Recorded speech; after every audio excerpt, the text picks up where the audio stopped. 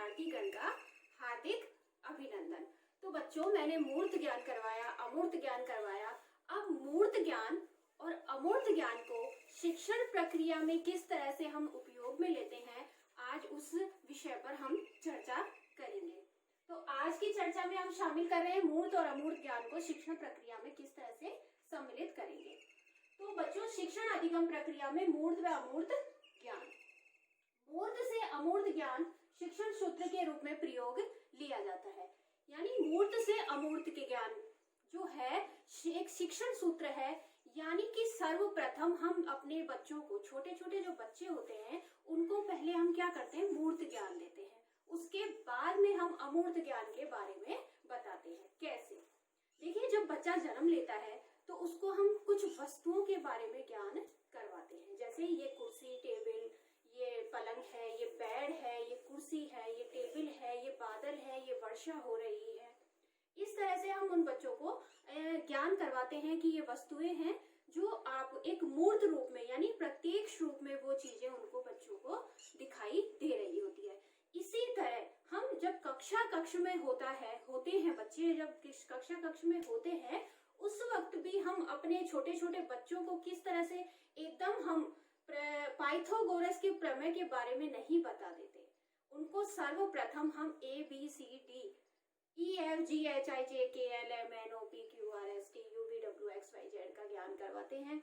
उसके बाद में हम उनको काउंटिंग वगैरह सिखाते हैं, गिनती सिखाते हैं, जोड़ सिखाते हैं, गुणा भाग आदि का ज्ञान करवाते हैं। इस तरह से वे बच्चे जैसे ही स्टेप बाय स्टेप अगली कक्षा में जाते हैं, उनको अपनी कक्षा का अनुमान लग जाता है कि हमें कौन सी क्लास में क्या पढ़ना है। उनको अपने सिलेबस का ज्ञान हो जाता है, जैसे कि आप लोगों को अपने सिलेबस का ज्ञान हो गया है।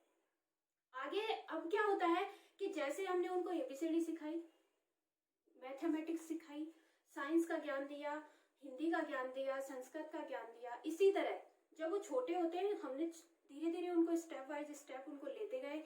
लेकिन जब वो बड़ी क्लासों में आते हैं तो हम उनको धीरे धीरे एक जटिल प्रक्रिया का ज्ञान भी देने लग जाते हैं। और वो जब 12th है, B.Ed वगैरह में आते हैं और अच्छी डिग्री जब लेने लग जाते हैं तो उन बच्चों को गूढ़ ज्ञान दिया जाने लगता है। यानी कि अमूर्त ज्ञान के प्रत्ययों के बारे में उनको समझाया जाता है। यानी मूर्त ज्ञान में हमने उनको बताया कि बारिश हो रही है, बारिश होते हुए दिखाई दे रही है, लेकिन बारिश क्यों हो रही है, यानी बादल बनने की प्रक्रिया क्या है, वो सारी चीजों के बारे में हम उन बच्चों को अमूर्त ज्ञान के अंतर्गत बताते हैं। यानी सर्वप्रथम हम बच्चों को मूर्त ज्ञान देते हैं, उसके बाद में अमूर्त ज्ञान के विषय में हम चर्चा करते हैं। यानी उन बच्चों से उनको अमूर्त ज्ञान के बारे में हम बताते हैं। नेक्स्ट इसके बारे में हम देखेंगे मूर्त चिंतन सरल और अमूर्त चिंतन जटिल।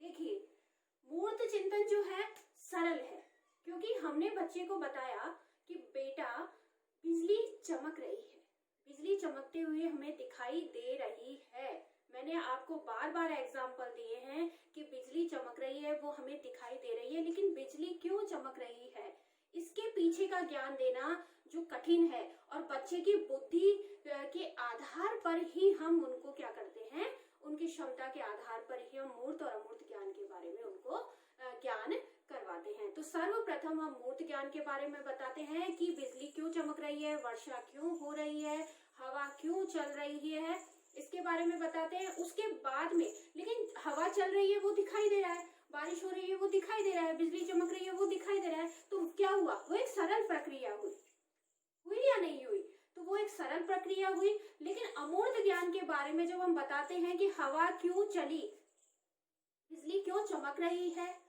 इन सब चीजों के बारे में जब बताते हैं तो एक जटिल प्रक्रिया होती है। जब बच्चे का जो बुद्धि का विकास हो जाता है तभी हम उसको क्या बताते हैं, अमूर्त चिंतन के बारे में बताते हैं। जैसे कि आपने जीन पियाजे को सुना होगा, आपने अपनी साइकोलॉजी में पढ़ा है कि जीन पियाजे उन्होंने विकासात्मक संज्ञानात्मक प्रक्रिया एक सिद्धांत दिया है। उसमें उन्होंने छोटे बच्चे को मूर्त चिंतक बताया है, यानी छोटे बच्चों को उन्होंने मूर्त चिंतक के रूप में संज्ञा देकर के उनको परिभाषित किया है। क्योंकि जब छोटे छोटे बच्चे होते हैं ना, वो क्या करते हैं, बैठ ही जाते हैं और खुले आसमान की तरफ देखते रहते हैं और वो ये देखते हैं कि हाँ, एक दिन मैं भी इस चांद को पकड़ूंगा, एक दिन इस सूरज पे मैं भी जाऊंगा, मैं भी इन तारों को पकड़ूंगा।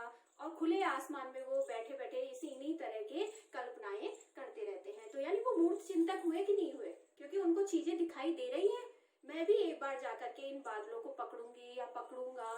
और मेरी नॉलेज में कुछ चीजें ऐसी हैं कि मुझे भी याद है कि मैं भी अपने पापा से कहती थी कि पापा, जब मैं बड़ी हो जाऊं तो आप मुझे बहुत सारी कुर्सियां लेकर के आना और मैं इन बादलों पर जाना चाहती हूँ। लेकिन आज पता चला है कि उन बादलों पर जाना इतना आसान नहीं है, उन बादलों को पकड़ना इतना आसान नहीं है, और वो इतनी सारी कुर्सियां कहाँ से आएंगी।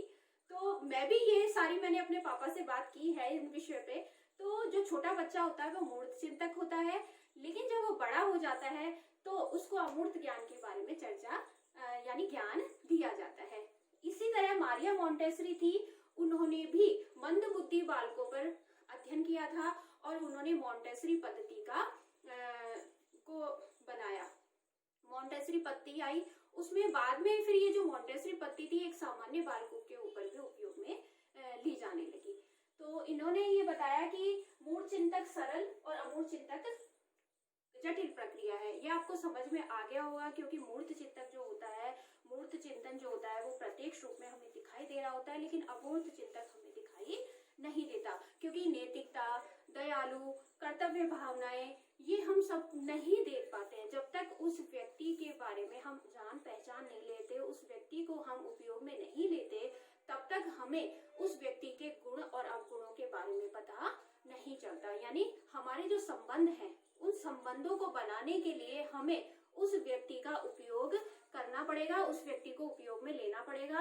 और जिस व्यक्ति को हम उपयोग में लेते हैं तब जाकर के हमें पता चलता है कि उस व्यक्ति के अंतर्गत कैसे गुण हैं, कैसे अवगुण है। यानी वो दयालु है, कर्तव्य भावना निभा रहा है, अपने कर्तव्यों की पूर्ति कर रहा है, नैतिकता की पूर्ति कर रहा है या नहीं करना, किसी से घृणा कर रहा है, किसी से प्रेम कर रहा है।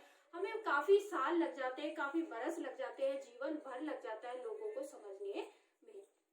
नेक्स्ट देखेंगे मूर्त चिंतन में अमूर्त चिंतन में संतुलन।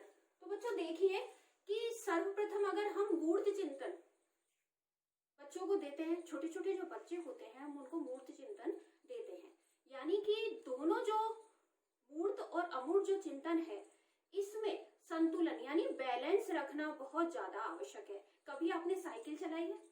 तो साइकिल चलाई है, अगर साइकिल का एक पहिया पंचर हो जाए तो क्या होगा? उस साइकिल को आपको घसीट के पंचर की दुकान पर लेकर जाना पड़ेगा। तो इसी तरह मूर्त और अमूर्त चिंतन जो है, इन दोनों में संतुलन होना आवश्यक है। यानी कि सर्वप्रथम हम मूर्त चिंतन देते हैं बच्चों को। अगर आप पहले से ही बारिश ना बताएं, यानी ये बारिश हो रही है, इसके बारे में ना बता करके उनको बताएं कि बारिश क्यों हो रही है, इसके बारे में बताएंगे तो बच्चा आसानी से नहीं समझ पाएगा। यानी कि हमको सर्वप्रथम मूर्त चिंतन के बारे में बात करनी है, उसके बाद में जब हमें अमूर्त चिंतन के बारे में बात करनी है। तो कुछ जो शिक्षण प्रक्रिया के अंतर्गत क्या होता है कि हम मूर्त चिंतन के बारे में तो बात करते हैं, यानी जो चीजें हमें दिखाई दे रही होती हैं उनके बारे में तो हम लोग बात करते हैं, लेकिन अमूर्त चिंतन के बारे में हम बात नहीं करते। तो अमूर्त चिंतन के बारे में हमें बात करनी चाहिए। शिक्षण प्रक्रिया में अमूर्त चिंतन को भी शामिल किया गया है और इस विषय पर भी बातचीत होनी चाहिए। जैसे कि हम संश्लेषण प्रक्रिया है, विश्लेषण प्रक्रिया है, मूल्यांकन की प्रक्रिया है, ये सब अमूर्त चिंतन के अंतर्गत आती हैं। और मूर्त चिंतन में प्रत्यक्ष रूप से जो दिखाई चीजें दे रही होती है, यानी भौतिक स्वरूप में, यानी भौतिक वातावरण में जितनी भी चीजें हैं जो हमें दिखाई दे रही है, यानी इंद्रियों के माध्यम से हम जिन चीजों को ग्रहण कर लेते हैं वो सब अमूर्त चिंतन में आती हैं।